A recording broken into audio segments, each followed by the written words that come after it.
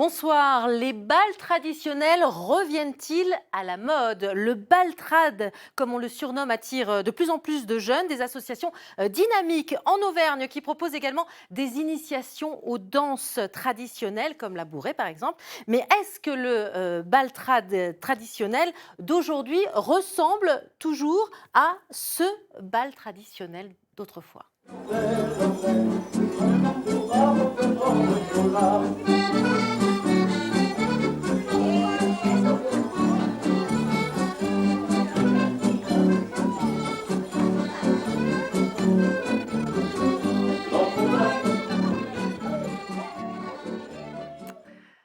Voilà pour ces images datant de 1961. Il y a plus de 60 ans, on va en parler de ce retour des bals traditionnels avec notre invitée Virgilia Garcoin. Bonsoir. Bonsoir. Alors vous êtes entre autres chargée de coordination au Centre départemental des musiques et danses traditionnelles de Haute-Loire.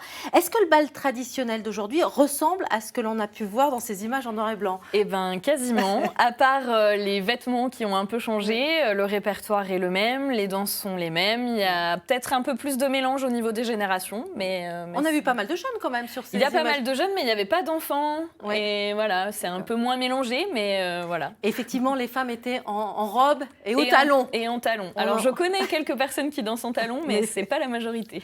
Qui vient aujourd'hui sur ces bals traditionnels?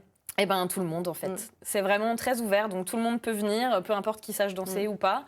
Des plus petits, il y a des parents qui viennent avec leur bébé, il n'y a pas de souci, même en écharpe et qui dansent. Et puis jusqu'aux plus âgés, voilà, il y a des chaises, on peut s'asseoir si on est fatigué, pas de souci. On a encore une image vieillotte de ces bals. Pourquoi, à votre avis? Qu'est-ce qui explique ça? Je pense que c'est lié aux instruments parce que l'accordéon, c'est vrai, comme il est aussi utilisé dans le répertoire musette et dans les thés dansants, voilà, on se dit plutôt que c'est des instruments plutôt pour les anciens, alors qu'en fait, il n'y a pas que ça comme panel d'instruments et l'accordéon peut être très dynamique et très contemporain. Alors, nous allons voir ce que l'on danse dans ces bals, mais avant cela, regardons ces témoignages que vous avez récoltés sur les bals traditionnels. La danse du ballet. Il faut automatiquement attraper un balai quand on se retrouve sans cavalière et on refile vite le balai à quelqu'un pour après attraper une cavalière. Car la danse du balai. Voilà, la danse du ballet, voilà. C'était l'orchestre qui nous indiquait quand il fallait changer de cavalière. Il tapait 1, 2, 3. Alors là, vous lâchiez votre cavalier, vite vous en cherchiez un autre autour de vous. On restait pas sans cavalier, mais enfin, c'était pas facile. Et des fois, à la fin, il y en avait bien quelques bredouilles. Alors, Virgilia Garcoin, la danse du ballet, elle est toujours d'actualité?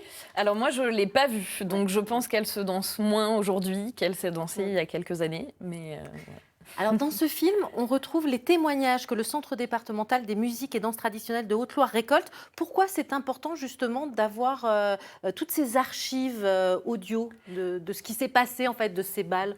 Alors, je dirais qu'il y a deux objectifs. Le premier, effectivement, c'est conserver la mémoire, parce que forcément, cette mémoire, elle se perd avec les personnes qui disparaissent.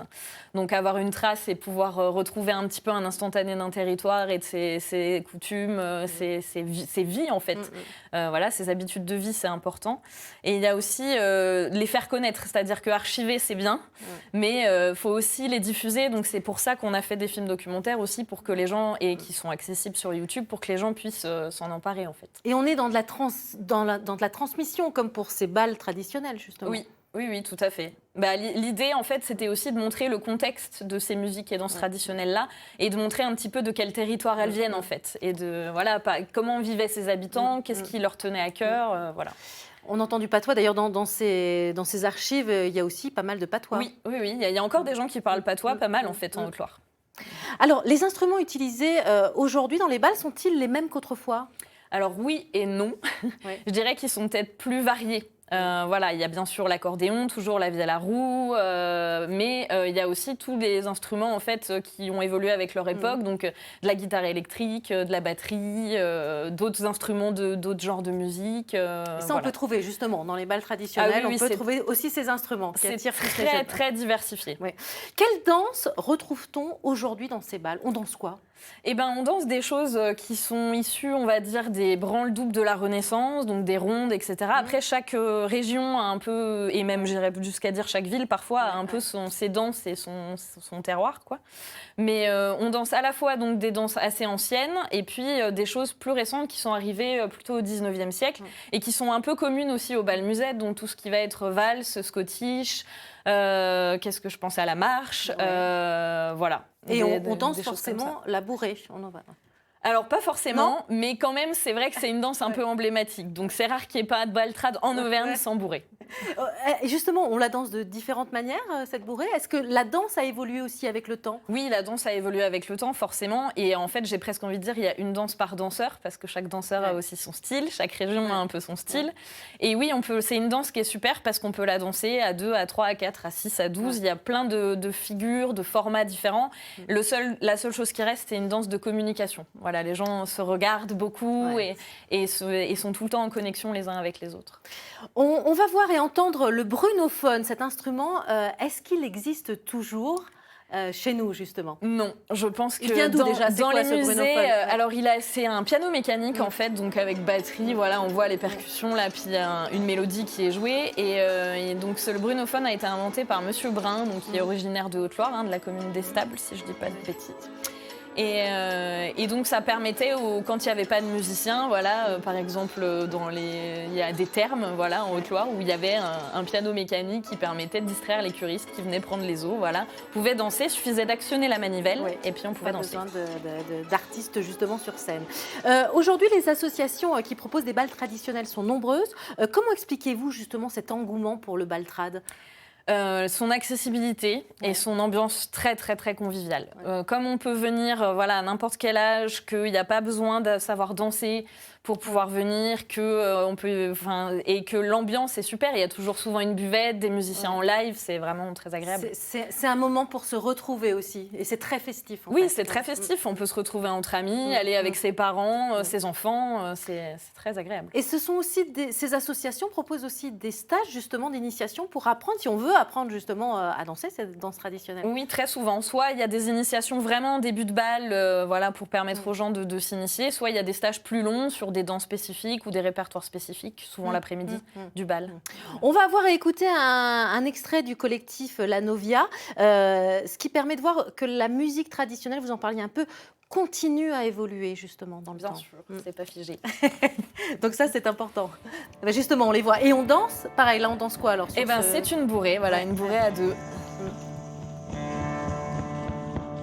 Voilà, parlez-nous un petit peu de ce groupe justement qui est... Donc Biaïs, c'est 3 musiciens du collectif La Novia, qui est un collectif, il y a une vingtaine d'artistes qui ont plein de groupes à géométrie variable. Donc là, vous voyez au milieu une vielle à roue et puis violon, ça c'est l'instrument plutôt traditionnel.